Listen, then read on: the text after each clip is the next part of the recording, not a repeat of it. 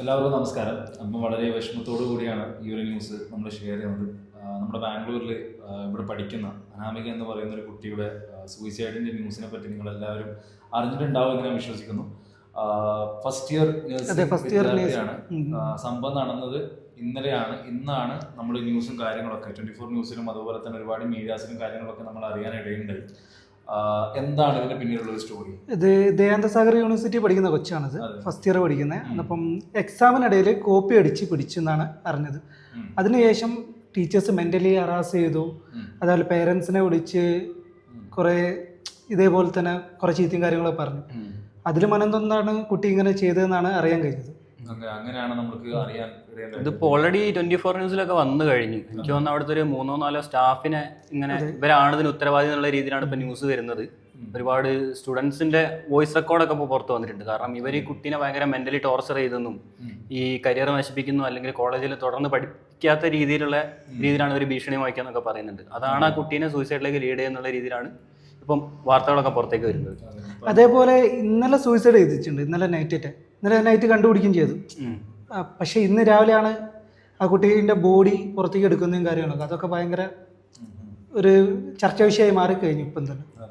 അപ്പൊ ഇപ്പം കറന്റ് ഇപ്പൊ പോലീസ് ഇൻവെസ്റ്റിഗേഷൻ നടന്നുകൊണ്ടിരിക്കുകയാണ്.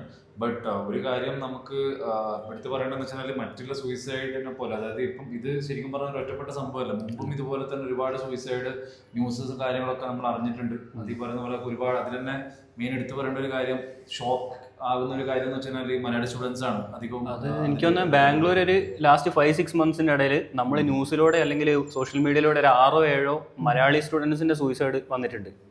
ഇതിന്റെ ഞെട്ടിക്കുന്ന ഒരു കാര്യം വേറെ എന്താ വെച്ചിട്ടുണ്ടെങ്കിൽ ഈ സൂയിസൈഡൊക്കെ വന്ന് 2-3 ദിവസത്തെ ലൈം ലൈനിൽ നിൽക്കും, പിന്നെ അത് തേഞ്ഞു മാഞ്ഞു പോവുക ചെയ്യുന്നത്. അതെ. അപ്പൊ ഈ ഒരു ന്യൂസ് ഒരു കാരണവശാലും അതിൽ അങ്ങനെ എന്താ പറയണ്ടേ, ഇതാവാണ്ട് ഇരിക്കട്ടെ. അതിന്റെ പിന്നിലുള്ള സത്യം അതാരാണെങ്കിലും, റിയൽ കൾപ്രിറ്റ് ആരാണെങ്കിലും അതിന്റെ പിന്നിലുള്ള ആൾക്കാരെ പുറത്തേക്ക് കൊണ്ടുവരട്ടെ. സത്യം എന്തായാലും പുറത്ത് കൊണ്ടുവരട്ടെ.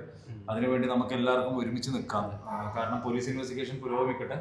ഈ ഒരു പ്രായം, അതായത് മോസ്റ്റ്ലി നമ്മൾ ഈ അറിഞ്ഞു വരുന്നത് ഫസ്റ്റ് ഇയർ സെക്കൻഡ് ഇയർ പഠിക്കുന്ന ഒരു 17-18 വയസ്സുള്ള കുട്ടികളാണ്. ജീവിതത്തിൽ പിച്ച വെച്ച് തുടങ്ങുന്ന ഈ ഒരു പ്രായത്തിൽ സൂയിസൈഡ് ചെയ്യാന്ന് പറഞ്ഞാൽ അത് ശരിക്കും പറഞ്ഞാൽ ഒന്നിനൊരു മേ ബി അവരത്രയും മെന്റലി ടോർച്ചർ ചെയ്തിട്ട് ആ കുട്ടി അത് താങ്ങാൻ പറ്റാത്തൊരു സിറ്റുവേഷനിലേക്ക് പോയിട്ടുണ്ടാവും. അതൊരു കാരണമാണ്. കാരണം ഇവരൊക്കെ ഒരുപാട് എക്സ്പീരിയൻസ് ഉള്ള ആളുകൾ അല്ലെങ്കിൽ ലൈഫ് ഒരുപാട് കണ്ടതാണ്. ഇപ്പോൾ ചെറിയ പിള്ളേർ എന്തെങ്കിലും ചെയ്യുമ്പോഴത്തേക്കോ അല്ലെങ്കിൽ എന്തെങ്കിലും ഒരു ഇഷ്യൂ വരുമ്പോഴത്തേക്കോ അവരത്ര ഇമോഷണലി ഡാമേജ് ചെയ്യുന്ന രീതിയിൽ മെന്റൽ ടോർച്ചർ ചെയ്യാൻ പാടില്ല. അതേപോലെ എനിക്ക് തോന്നുന്നു കോളേജസിൽ മെന്റൽ ഹെൽത്തിന് വേണ്ടിയിട്ട് ക്ലാസ്സസോ അല്ലെങ്കിൽ അതിന് വേണ്ടിയിട്ടൊരു കൗൺസിലറോ അതിപ്പോൾ ഇമ്പോർട്ടൻ്റ് ആയിട്ട് വരികയാണ്. എന്തായാലും ഈ ഒരു കേസ് 2-3 ദിവസത്തിനുള്ളിൽ മാഞ്ഞു പോകാണ്ടിരിക്കട്ടെ. കുട്ടിക്ക് വേണ്ട നീതി കിട്ടണം, പോലീസ് അന്വേഷിക്കണം, ഇതിന് കാരണക്കാരായവരൊക്കെ വെളിയിൽ കൊണ്ടുവരണം, സത്യം പുറത്തേക്ക് വരണം.